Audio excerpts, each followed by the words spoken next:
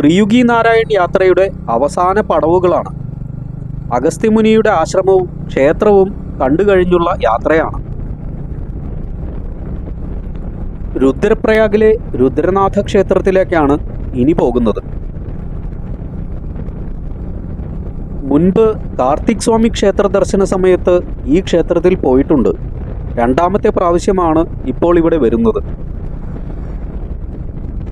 നാരായണനെ സദാ സ്മരിച്ചുകൊണ്ടിരിക്കുന്ന നാരദൻ സാക്ഷാൽ രുദ്രനെ തപം ചെയ്ത സ്ഥലമാണിവിടം.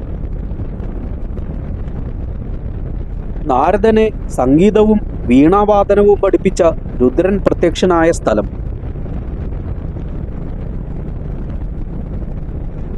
ഹിമാലയത്തിൽ വളരെ മനോഹരമായ ഒരു ഭൂഭാഗമാണ് രുദ്രപ്രയാഗ്.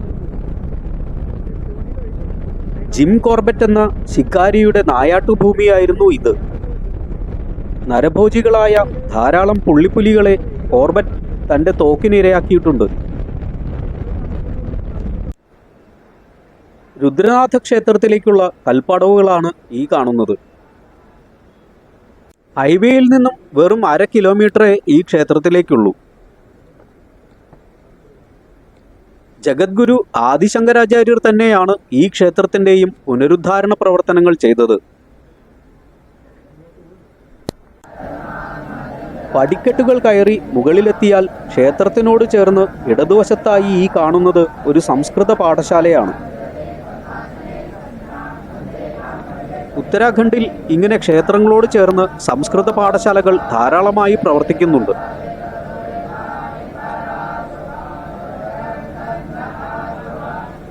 സംസ്കൃത ഭാഷയോടൊപ്പം വേദങ്ങളും ഉപനിഷത്തുകളുമെല്ലാം പാഠഭാഗങ്ങളാണ്. ഗുരുകുല ചിട്ടയിൽ ഇവിടെ താമസിച്ചാണ് പഠനം. ധാരാളം വിദ്യാർത്ഥികളും ഇവിടെ പഠിക്കുന്നുണ്ട്. നാരദനടക്കം പലരുടെയും തപസ്ഥലിയായിരുന്നു ഇവിടം. പരമശിവന്റെ ബാലരൂപമായി കരുതപ്പെടുന്ന വടുക പ്രതിഷ്ഠയാണിവിടെ.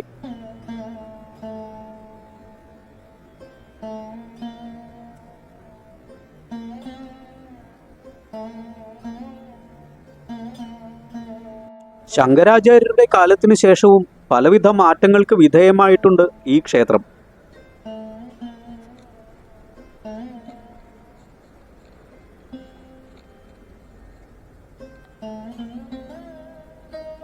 സാധാരണയിൽ നിന്നും ഭിന്നമായി 2 നന്ദികളാണ് ഇവിടെയുള്ളത്. ക്ഷേത്രം ഇപ്പോൾ അടച്ചിരിക്കുകയാണ്.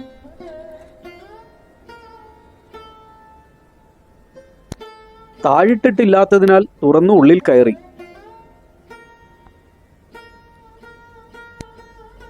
ഇതാണ് പ്രധാന പ്രതിഷ്ഠയായ ശിവലിംഗം. ഒപ്പം ഗണപതി വിഗ്രഹവും കാണാം.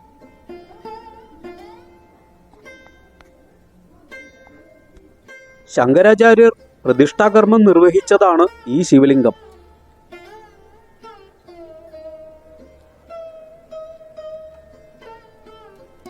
അല്പനേരം ധ്യാനിച്ചു. ധ്യാനിക്കാൻ പറ്റിയ നല്ലൊരു സ്ഥലമാണിവിടം.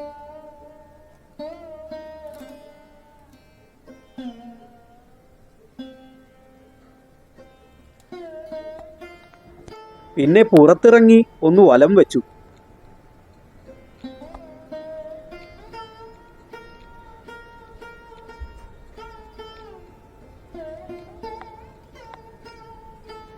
നാരദൻ ഹോമം നടത്തിയ സ്ഥലമെന്ന് കരുതപ്പെടുന്നിടത്ത് ഇന്നും ഒരു ഹോമകുണ്ഡമുണ്ട്.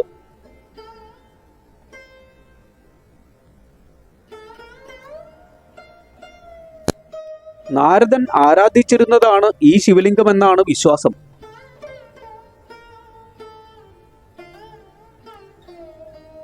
ഇതിനകത്ത് കയറിയിരുന്നും നമുക്ക് ധ്യാനിക്കാം, പൂജകൾ നടത്താം.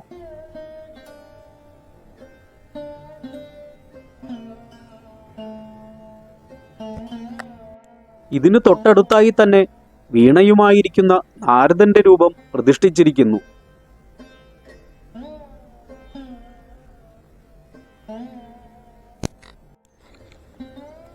രാധാകൃഷ്ണ രൂപമാണ് തൊട്ടപ്പുറത്തായി.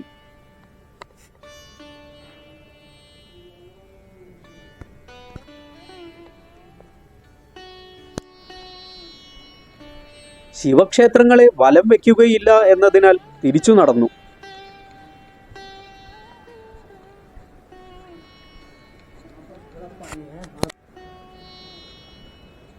ക്ഷേത്രത്തിൻ്റെ മറുവശമാണിവിടെ.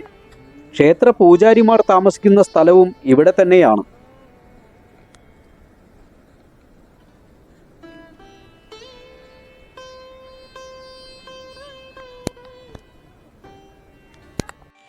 ഇതാണ് ക്ഷേത്ര പൂജാരി, എല്ലായ്പ്പോഴും രുദ്രാക്ഷമണികൾ തരുന്നയാൾ.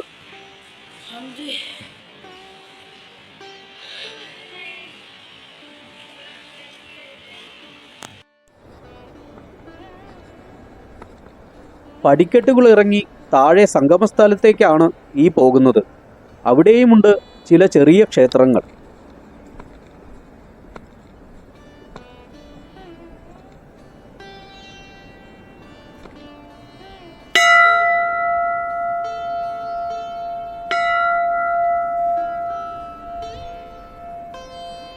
അളകനന്ദ നദി ഒരിക്കൽ മുഴുവനായും തന്നിലേക്ക് ആവാഹിച്ചെടുത്ത ഭാഗമാണിവിടം. ഇതെല്ലാം പിന്നീട് പുതിയതായി നിർമ്മിച്ചതാണ്.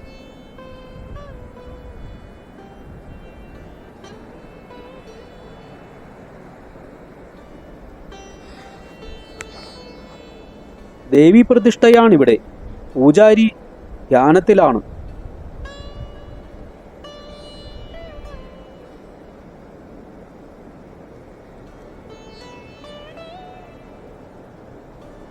അദ്ദേഹത്തിൻ്റെ സാധനയെ തടസ്സപ്പെടുത്താതെ മുന്നോട്ട് നടന്നു.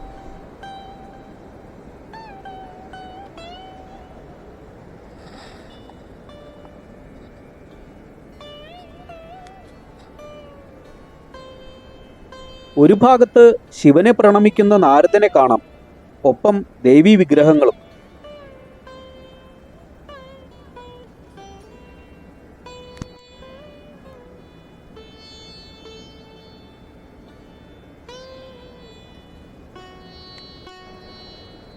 ഇവിടെയുമുണ്ട് ഒരു ശിവലിംഗ പ്രതിഷ്ഠയും നന്ദിയും.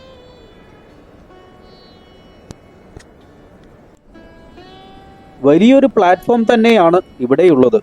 2 ശ്വാനന്മാർ വെയിലുകാഞ്ഞ് കളിച്ചുകൊണ്ടിരിക്കുന്നു. ഇവിടെ നിന്നും മുകളിലെ ക്ഷേത്രവും വിദ്യാലയവും കാണാം.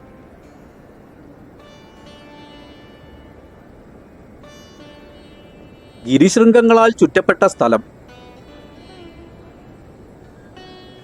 തെളിഞ്ഞ കാലാവസ്ഥ, നല്ല നീല നിറത്തിൽ കാണപ്പെടുന്ന ആകാശം. നല്ല വെയിലുള്ളതിനാൽ തണുപ്പ് ഒട്ടും തന്നെ അനുഭവപ്പെടുന്നില്ല.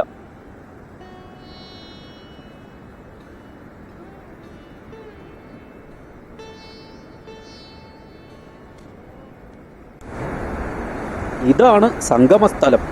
ഇടതുനിന്ന് മന്ദാകിനിയും വലതുനിന്ന് അളകനന്ദയും ഒഴുകിയെത്തുന്നു. സംഗമസ്ഥലത്ത് വെള്ളം വളരെ കുറവാണിപ്പോൾ. താഴെ ഇറങ്ങി ചിലർ നടക്കുന്നതും കാണാം. ഇതാണ് മന്ദാകിനി നദി.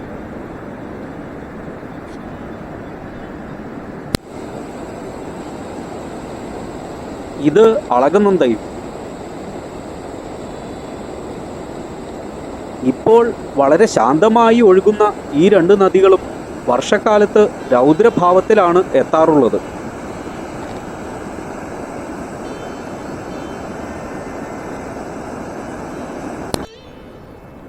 അളകനന്ദയുടെ തീരത്തെ ശ്മശാനഘാട്ടാണ് താഴെ കാണുന്നത്. തകർന്ന ആ മേൽക്കൂര നദിയുടെ രൗദ്രത കാണിച്ചു തരുന്നു. അല്പനേരം ഇവിടെ ഇരുന്നു. കുറച്ചു നാളുകൾ ഇവിടെ ഇരുന്ന് ധ്യാനിക്കണമെന്ന് മനസ്സ് പറയുന്നു. പക്ഷേ എല്ലാം കർമ്മകാണ്ഡത്തിലെ ഓട്ടപ്പാച്ചിലാണ്. പോകുന്ന സ്ഥലങ്ങളെല്ലാം ക്യാമറയുടെ കണ്ണിലൂടെ കാണുന്നു, തിരിച്ചു വരുന്നു. ഇതാണ് പലപ്പോഴും സംഭവിക്കുന്നത്. സമയം കയ്യിൽ വെച്ചുള്ള ഓട്ടങ്ങൾ.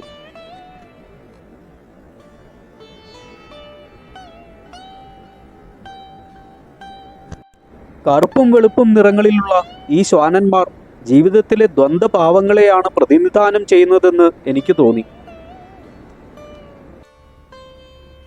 രുദ്രപ്രയാഗിൽ നിന്നും യാത്ര തിരിച്ച് അല്പദൂരം കഴിഞ്ഞ് പ്രഭാത ഭക്ഷണത്തിനായി കയറിയതാണ് ഇവിടെ.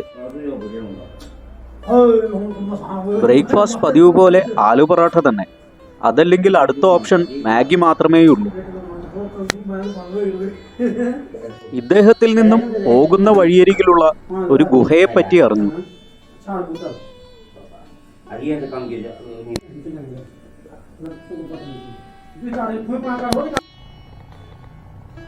ഇതാണ് അദ്ദേഹം പറഞ്ഞ ഗുഹ. റോഡരികിൽ തന്നെയാണ് ഇതുള്ളത്.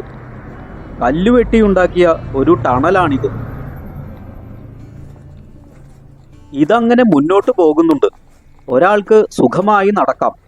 ആരാണ് നിർമ്മിച്ചത്, എന്തിനാണ് നിർമ്മിച്ചത് എന്നൊന്നും മനസ്സിലായില്ല. ഏതോ ഉപേക്ഷിക്കപ്പെട്ട ടണലാകാം ഇത്. ആരൊക്കെയോ ഇതിനകത്ത് വന്ന് തീ കാഞ്ഞതിൻ്റെ ലക്ഷണങ്ങളൊക്കെ കാണാനുണ്ട്. മിക്കവാറും ട്രക്കുകാരാകാനാണ് സാധ്യത.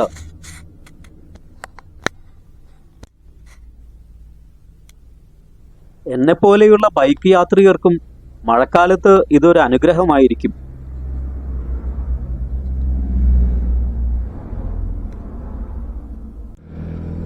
അളകനന്ദ ഡാമിനുള്ളിൽ നിറഞ്ഞു കിടക്കുന്നു. ശ്രീനഗർ ഹൈഡ്രോ ഇലക്ട്രിക് പ്രോജക്റ്റിന്റെ ഭാഗമായുള്ള ഡാമാണിത്. നല്ല തെളിഞ്ഞ ജലം.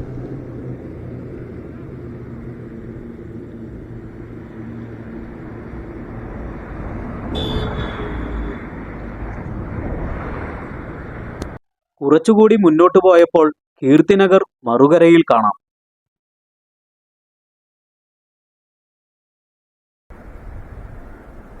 തെളിഞ്ഞ നിർമ്മലമായ ജലവുമായി ഒഴുകുന്ന ഈ നദികൾ സമതലങ്ങളിലെത്തുമ്പോൾ വിഷലിപ്തമായി തീരുന്നു.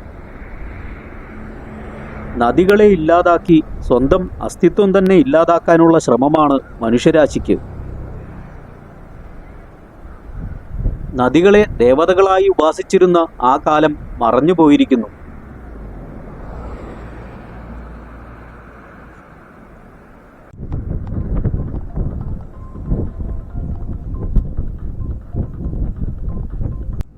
വഴിയരികിൽ ഇടിച്ച് ഒരു വശം മുഴുവൻ തകർന്ന നിലയിൽ ഒരു ടാങ്കർ. പുലർച്ചെ 4 മണിക്ക് ഒരു മാൻ വട്ടം ചാടിയപ്പോഴുണ്ടായതാണ് ഈ അപകടം.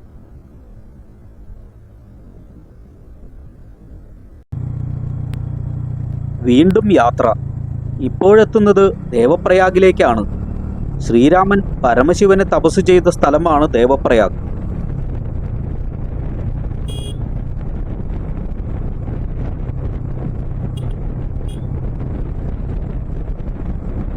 ഇവിടെയാണ് രഘുനാഥ ക്ഷേത്രമുള്ളത്. ഈ സ്ഥലത്തിൻ്റെയും വിശദമായ വീഡിയോ മുൻപ് ചെയ്തിട്ടുണ്ട്.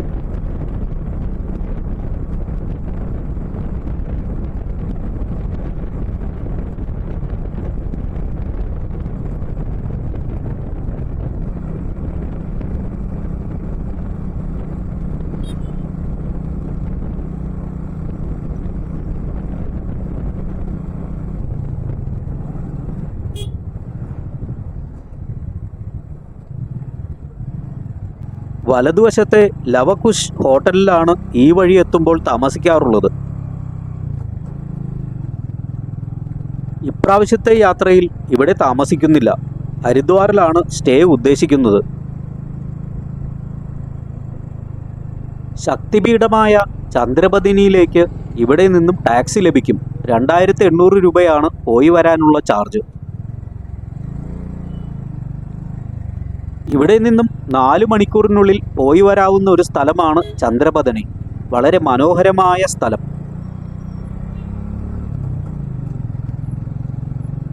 ചന്ദ്രപദനിയെ പറ്റിയുള്ള വീഡിയോയും മുൻപ് ചെയ്തിട്ടുണ്ട്.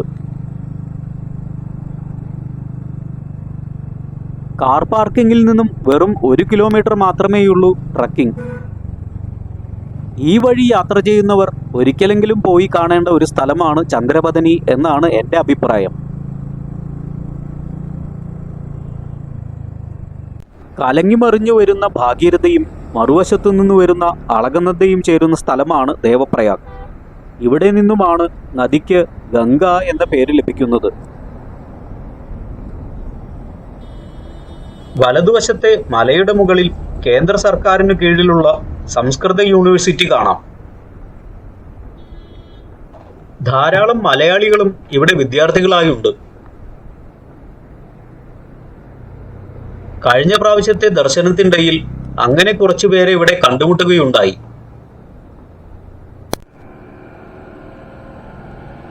മുകളിൽ രഘുനാഥ ക്ഷേത്രവും താഴെ സംഗമത്തിലെ ഘാട്ടും ദൂരെ കാണാം.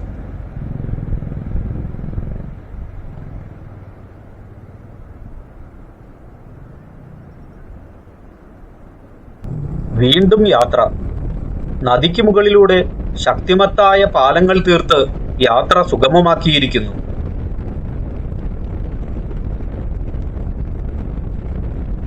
ശിവപുരിയിലേക്കാണ് ഇനി എത്തുന്നത്. റിവർ റാഫ്റ്റിംഗ് ആരംഭിക്കുന്നത് ഇവിടെ നിന്നാണ്. ഋഷികേശും ശിവപുരിയും കേന്ദ്രമായി അഡ്വഞ്ചർ ടൂറിസം വികസിച്ചുകൊണ്ടിരിക്കുന്നു. എപ്പോഴും റോഡ് പണിക്ക് സജ്ജമായി വഴിയരികിൽ വിശ്രമിക്കുന്ന ട്രക്കുകളും ഉപകരണങ്ങളും. യാത്രക്കാരെയും വഹിച്ചുകൊണ്ട് ഗംഗയിലൂടെ പോകുന്ന റാഫ്റ്റ്.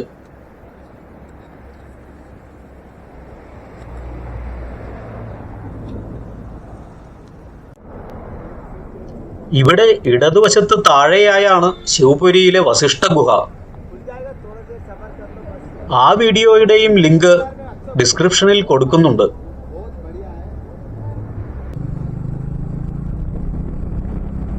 ശിവപുരിയിൽ ധാരാളം ബംഗി ജമ്പിംഗ് സ്റ്റേഷനുകൾ ആരംഭിച്ചിട്ടുണ്ട്. ധാരാളം പ്രശസ്തമായ ഹോട്ടലുകളും ടെന്റുകളും ക്യാമ്പ് സൈറ്റുകളുമുണ്ട് ഇന്ന് ശിവപുരിയിൽ.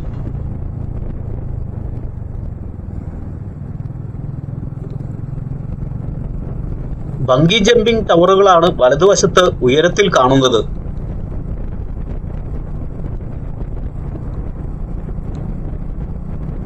യോഗ നഗരിയായി അറിയപ്പെടുന്ന ഋഷികേശ് ഇന്ന് അഡ്വഞ്ചർ ടൂറിസത്തിന്റെയും ഭാഗമായി മാറിക്കൊണ്ടിരിക്കുന്നു.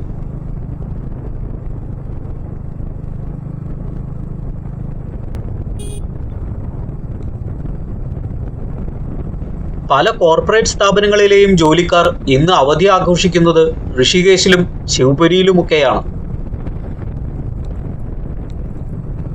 ക്യാമ്പിങ്ങും റാഫ്റ്റിങ്ങും ബംഗി ജമ്പിങ്ങുമൊക്കെയാണ് അതിന് പ്രധാന കാരണം. പക്ഷേ വിദേശികൾ ഇന്നും എത്തുന്നത് യോഗയും ധ്യാനവുമൊക്കെ പരിശീലിക്കാനാണ്. ഹിമാലയൻ പോലെയുള്ള ബൈക്കുകൾ വാടകയ്ക്ക് കൊടുക്കുന്ന ധാരാളം സ്ഥാപനങ്ങൾ ഇവിടെയുണ്ട്.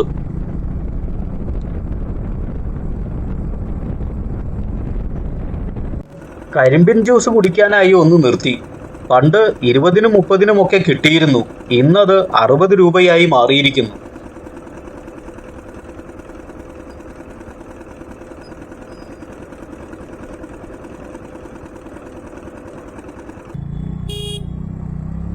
ശിവപുരി കഴിഞ്ഞിരിക്കുന്നു.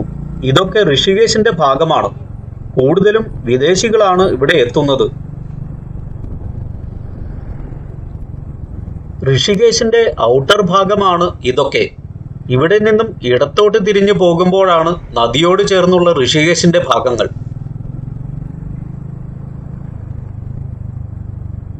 ഡൽഹിയിൽ നിന്നും വരുന്നവർക്ക് ബൈപ്പാസിലൂടെ നേരിട്ട് ഇവിടേക്ക് എത്താം.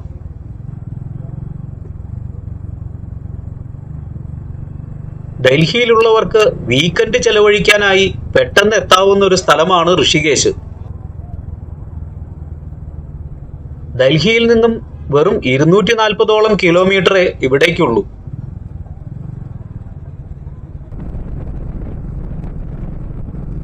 ഹിമാലയം ഇറങ്ങിക്കഴിഞ്ഞിരിക്കുന്നു. ഇനി പോകുന്നത് രാജാജി നാഷണൽ പാർക്കിനടുത്തേക്കാണ്. ധാരാളം വന്യമൃഗങ്ങളുള്ളതാണ് രാജാജി പാർക്ക്. ജീപ്പിലും വാനിലുമൊക്കെയായി കാട്ടിലൂടെ സഫാരി നടത്താനുള്ള സൗകര്യവും ഇവിടെയുണ്ട്. പക്ഷേ ഇത്ര കാലമായിട്ടും ഞാൻ ഇതുവരെ പോയിട്ടില്ല.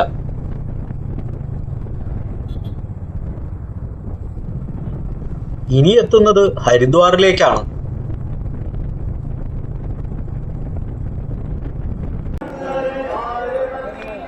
ഗംഗാ ആരതിയുടെ സമയത്താണ് ഹരിദ്വാറിൽ എത്തിയിരിക്കുന്നത്.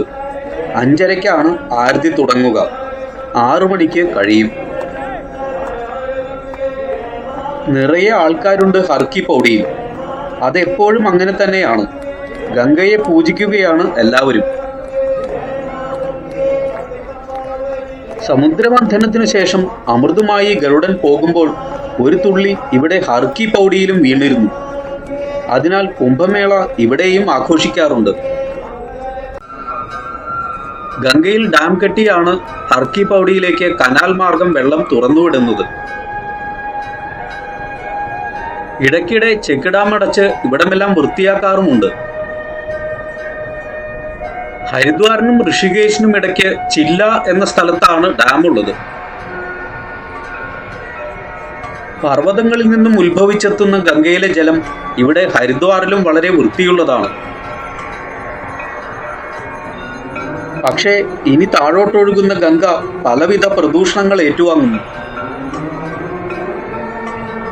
ഗംഗ മാത്രമല്ല, എല്ലാ പുണ്യനദികളും മലീമസമാക്കപ്പെടുന്നു. നദികളെയും വൃക്ഷങ്ങളെയും ഒക്കെ ആരാധിച്ച് അവയെ സംരക്ഷിക്കുന്നതിലൂടെ സ്വയം സംരക്ഷിക്കുന്നതിൻ്റെ ആശയം പഠിപ്പിച്ച ഒരു സംസ്കാരം നിലനിന്നിരുന്ന ഭാരതം ഇന്ന് മൂല്യങ്ങൾക്ക് ച്യുതി സംഭവിച്ചുകൊണ്ടിരിക്കുന്നു. കലിയുഗത്തിന്റെ പ്രഭാവമായിരിക്കുമോ ഇതിന് കാരണം? ആരതി കഴിഞ്ഞിരിക്കുന്നു. ആളുകൾ ഒഴിഞ്ഞു തുടങ്ങുന്നു.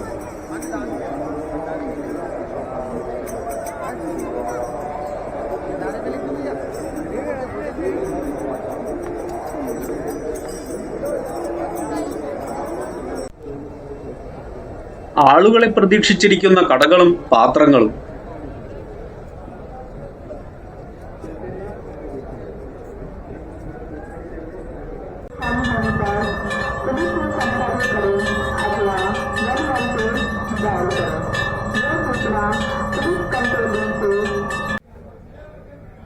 ഇന്നത്തെ രാത്രി ഭക്ഷണം ഇതാണ്.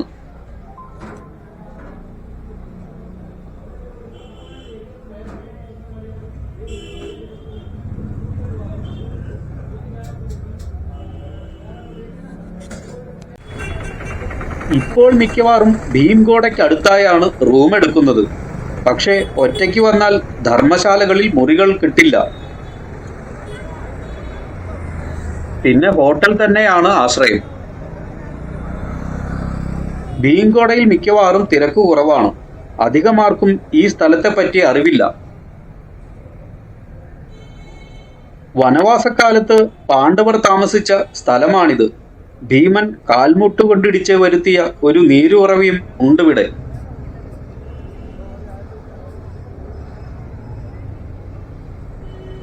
ഭീംഗോഡ എന്ന പേര് കിട്ടിയത് തന്നെ അങ്ങനെയാണ്.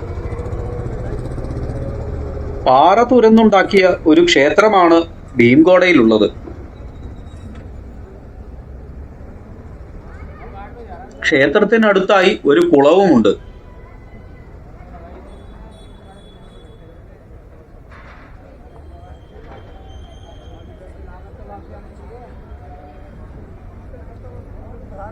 വളരെ ചരിത്ര പ്രാധാന്യമുള്ള ഒരു സ്ഥലമാണിതെന്ന് ഇവിടെ വന്നു നോക്കിയാൽ ഒരിക്കലും തോന്നില്ല. റെയിൽവേ ലൈനാണ് ഈ പാലം പോലെ കാണപ്പെടുന്നത്. ചുറ്റും കടകളും ചിതറിക്കിടക്കുന്ന സാധനങ്ങളും. ഇതിലും നന്നായി മെയിൻറ്റെയിൻ ചെയ്ത് കൊണ്ടുപോകാമായിരുന്നു എന്ന് കണ്ടപ്പോൾ തോന്നി. ഒരു ഹനുമാൻ പ്രതിഷ്ഠയാണ് ആദ്യമായുള്ളത്.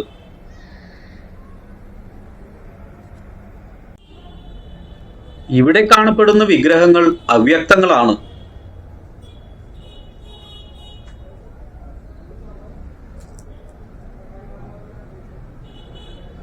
ഇതാണ് ഭീമൻ കാൽമുട്ടുകൊണ്ടിടിച്ചുണ്ടാക്കിയ നീരുറവ. ക്ഷേത്ര ആവശ്യങ്ങൾക്ക് വേണ്ടിയുള്ള വെള്ളം ഇതിൽ നിന്നുമാണ് എടുക്കുന്നത്.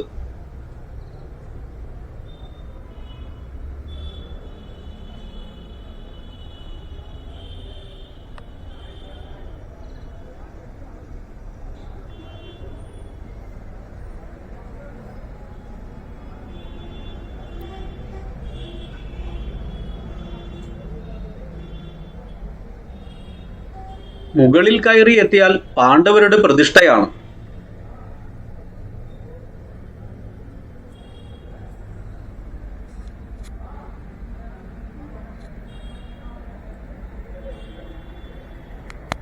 ഈ ശിവലിംഗം വനവാസക്കാലത്ത് ഭീമൻ സ്വയം മണ്ണുകുഴച്ചുണ്ടാക്കിയതാണെന്ന് വിശ്വസിക്കപ്പെടുന്നു. മണ്ണുകൊണ്ടുണ്ടാക്കിയിട്ടുള്ളതിനാൽ മുകളിൽ നിന്നുള്ള ധാരയിലെ ജലം ഇതിൽ ഛേദങ്ങൾ ഉണ്ടാക്കിയിരിക്കുന്നു.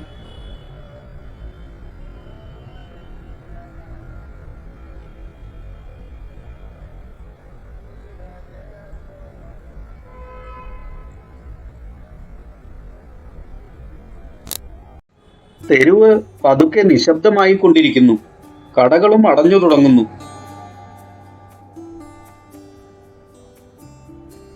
ഒറ്റയ്ക്കാണ് യാത്ര എന്നതിനാൽ ധർമ്മശാലയിൽ റൂം കിട്ടിയില്ല. അതിനാൽ ഒരു ഹോട്ടലിലാണ് ഇന്നത്തെ താമസം.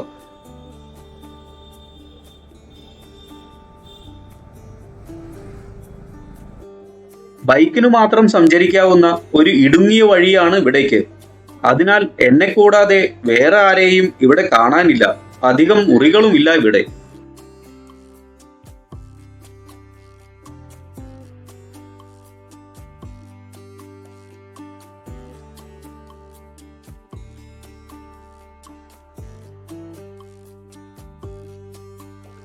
ചെറിയൊരു റിസപ്ഷനും 8 മുറികളും മാത്രമേയുള്ളൂ ഇവിടെ.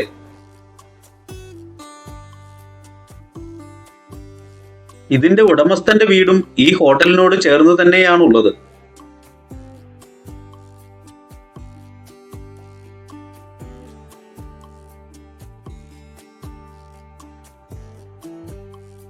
ഇതാണ് ഞാൻ എടുത്തിരിക്കുന്ന മുറി. ഇതിന്റെയും ചാർജ് 800 രൂപയാണ്.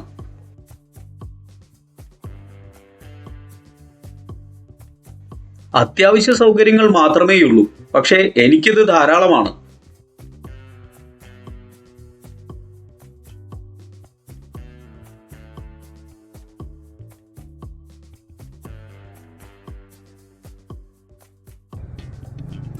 കാലത്ത് തന്നെ ഇറങ്ങി ഹരിദ്വാർ ടൗണിനുള്ളിൽ തന്നെയുള്ള മായാദേവി ക്ഷേത്രത്തിലേക്കാണ് ഇനി പോകാനുള്ളത്.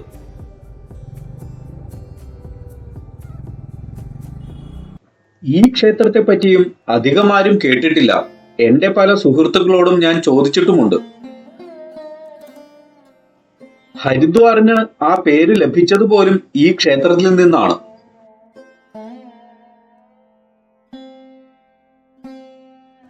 സതീദേവിയുടെ ആത്മാവ് ഇവിടെയാണ് പ്രതിഷ്ഠിതമായതെന്ന് വിശ്വസിക്കപ്പെടുന്നു. അതിനു മുൻപ് ഇവിടം മായാപുരി എന്നാണ് അറിയപ്പെട്ടിരുന്നത്. മഹാവിഷ്ണു തന്റെ മായയാൽ ലക്ഷ്മി ദേവിക്കായി സൃഷ്ടിച്ചതാണ് ഈ മായാപുരി. പക്ഷേ സതിയുടെ മരണശേഷം ആത്മാവ് ഇവിടെ പതിച്ചപ്പോൾ ലക്ഷ്മി ഇവിടം വിട്ട് ഹരിലോകത്തിലേക്ക് മടങ്ങിയത്രേ. അങ്ങനെ ഈ സ്ഥലം ഹരിലോകത്തിലേക്കുള്ള കവാടമായി മാറി. ഹരിദ്വാർ എന്ന പേരും ലഭിച്ചു. ശക്തിപീഠങ്ങളിൽ ഒന്നായ ഈ ക്ഷേത്രം അധിഷ്ഠാത്രി എന്നും അറിയപ്പെടുന്നു.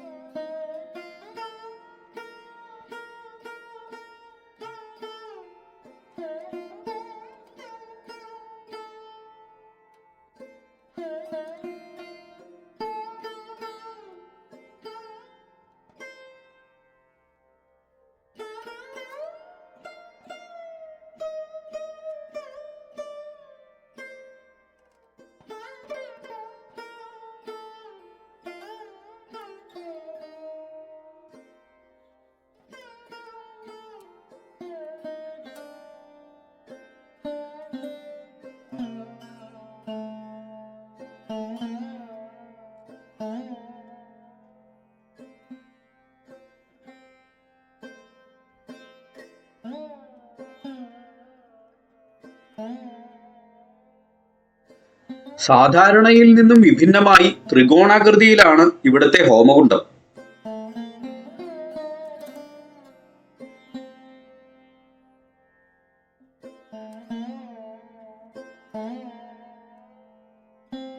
ഈ ആൽമരത്തിന്റെ വേരുകൾക്കിടയിൽ ഒരു അയ്യപ്പ വിഗ്രഹം ഒളിഞ്ഞിരിപ്പുണ്ട്.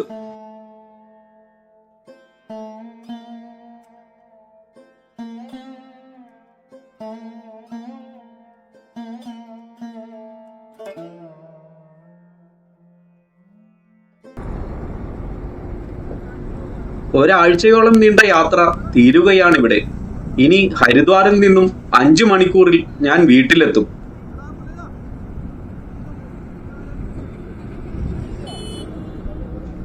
അടുത്ത യാത്രക്കായുള്ള ഒരുക്കങ്ങൾ ആരംഭിക്കാനായുള്ള മടക്കയാത്ര. ജീവിതം തന്നെ ഒരു യാത്രയായിരിക്കുന്നു. പല അനുഭവങ്ങൾ, തിരിച്ചറിവുകൾ.